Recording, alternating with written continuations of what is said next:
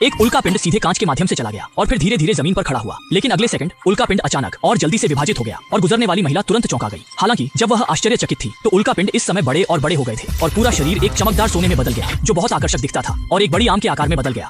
महिला इस चीज से पूरी तरह से आकर्षित हुई, धीरे धीरे आगे चली और फिर अपने हाथों से छूने के लिए थी। अप्रत्याशित रूप से उल्का पिंड स्वचालित रूप से खुल गया जिससे अंदर रंगीन चीजें खुली गई। जैसे ही महिला बहुत आश्चर्यचकित थी, अचानक एक स्पाइक अचानक निकली और उसके शरीर से बाहर निकली और महिला की ओर आया। महिला जल्दी से भाग गई, लेकिन अप्रत्याशित रूप से आम में अधिक स्पाइक फैल गए और तुरंत उसके शरीर में छेद दिया। खरबूज खाने वाले लोग अगले पीड़ित होने के डर से भाग गए, लेकिन स्पाइक की गति आश्चर्यजनक रूप से तेज थी और लोगों को प्रतिक्रिया देने से पहले एक एक करके छेद दिया गया था। लेकिन अजीब बात यह थी कि लोग मौके पर नहीं मर गए, बल्कि वे कठपुतली की तरह खड़े थे। इसके तुरंत बाद स्पाइक ने फिर से इमारत में अन्य लक्ष्यों की तलाश की और जल्दी से सभी को हल किया। अंत में स्पाइक ने शरीर में सुनहरे तरल का एक प्रवाह इंजेक्ट किया और इसे मस्तिष्क पर सोखा, सीधे इसे नियंत्रित किया। आंखों से सुनहरे प्रकाश के साथ स्पाइक धीरे धीरे बाहर निकाला गया, फिर से उल्का पिंड में सिकुड़ गया और उल्का पिंड तलवार भी मिशन पूरा करने के लिए वापस बदल गया।